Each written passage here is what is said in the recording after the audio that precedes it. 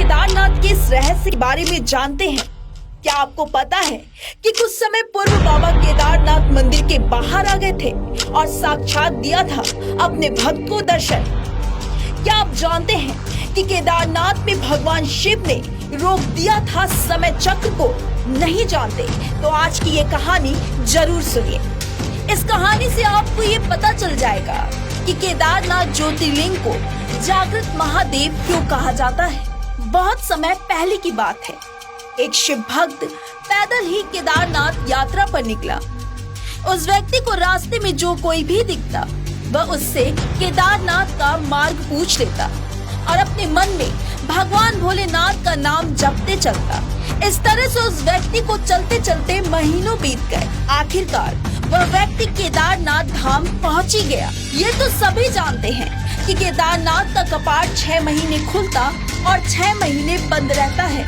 व्यक्ति काफी संघर्षों के बाद केदारनाथ पहुंचा, लेकिन जब वह व्यक्ति केदारनाथ पहुंचा तब तक केदारनाथ के कपाट बंद हो रहे थे। व्यक्ति वहां के पंडित को बताया कि वह बहुत दूर से और महीनों पैदल चलकर बाबा के पास पहुंचा है। व्यक्ति ने पंडित जी से गिड़गिड़ाते हुए कहा कि कृपया करके मंदिर का कपाट खोल दे और महादेव का दर्शन करवा दे। लेकिन केदारनाथ का ये नियम है कि एक बार कपाट बंद तो मतलब बंद।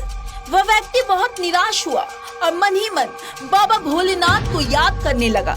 वह अपने मन में भोलेनाथ से कह रहा था कि बाबा बस एक बार दर्शन करवा दो। इसके बाद वह पंडित से दोबारा बोला कि मुझे बाबा का दर्शन बस एक बार करवा दो, मैं बस उनको देखकर चला जाऊंगा। पर पंडित के हाथ में कुछ नहीं था, नियम तो नियम था। पंडित ने कहा कि अब 6 महीने बाद ही कपाट खुलेगा, तुम 6 महीने बाद ही आना। पंडित ने ये भी कहा यहाँ 6 महीने कड़ाके की ठंड पड़ती है और बर्फ भी गिरता है, इसलिए यहाँ से लोग चले जाते हैं, तुम भी यहाँ से चले जाओ। पर शिव भक्त वहाँ खड़ा रहा और रोता रहा। धीरे धीरे शाम हो गई और रात भी हो गई, पर भूखे प्यासे वह शिव भक्त मंदिर के सामने से टस से मस नहीं हुआ। भक्त को अपने भोले बाबा पर विश्वास था कि भोले बाबा कुछ तो जरूर करेंगे। उस व्यक्ति को बहुत भूख प्यास भी लग रही थी। कुछ क्षण बाद उसने किसी के आने की आहट सुनी। उसने देखा कि मंदिर की तरफ एक सन्यासी बाबा आ रहे हैं। वह सन्यासी बाबा उसके पास आए और उस व्यक्ति के पास आकर बैठ गए। बाबा ने पूछा, बेटा कहाँ से आए? उस व्यक्ति ने सन्यासी बाबा को अपना सारा दुखड़ा सुना दिया और रोकर कहने लगा, मेरा यहाँ आना व्यर्थ हो गया। सन्यासी ने उसे समझाया और उसको खाने को दिया। सन्यासी बाबा बहुत देर तक उस व्यक्ति से बातें करते रहे। सन्यासी को उस व्यक्ति पर दया आ गई और उसने कहा कि बेटा मेरा दिल कहता है कल कपाट जरूर खुल जाएगा और तुम दर्शन भी कर लोगे। बातें करते करते शिव भक्त नींद के आगोश में चला गया और अगले दिन सूर्य के प्रकाश के साथ उसकी आंखें खुली। उसने इधर उधर देखा, सन्यासी बाबा को ढूंढा पर बाबा नजर नहीं आए।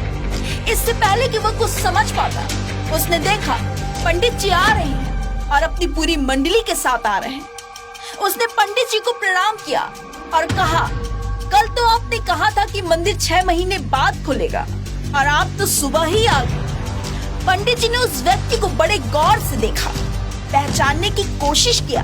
फिर पंडित जी को याद आया और उन्होंने कहा कि तुम वही हो जो मंदिर का द्वार बंद होने पर आए थे। तुम्हारी भक्ति तो गजब की है, 6 महीने होते ही तुम वापस आ गए। उस आदमी ने आश्चर्य से कहा, नहीं नहीं, मैं कहीं नहीं गया, कल ही तो आप मिले थे, मैं रात में यहीं सो गया था, मैं कहीं नहीं गया। पंडित जी के आश्चर्य का ठिकाना नहीं था।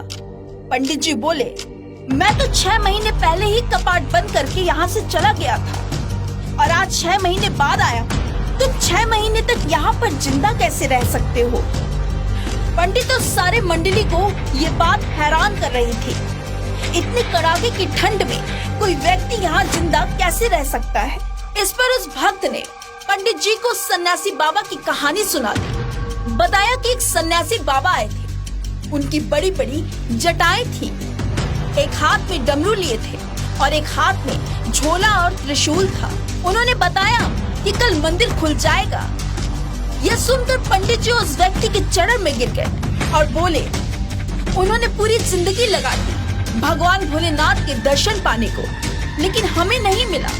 तुम सच्चे भक्त हो, तुमने साक्षात भगवान शिव के दर्शन कर लिए। उन्होंने अपने योग माया से 6 महीने की रात को एक दिन में परिवर्तित कर दिया, कालखंड को तुम्हारे लिए छोटा कर दिया। पंडित ने भक्त से कहा, ये सब तुम्हारे पवित्र मन और सच्ची भक्ति के कारण हुआ है। आपको शिव भक्त की कहानी कैसी लगी, आप हमें कमेंट कर जरूर बताएं। और आपके पास भी ऐसी कोई कहानी बाबा केदारनाथ की हो तो भी हमें कमेंट में जरूर बताएं। Bureau report, media LAN network.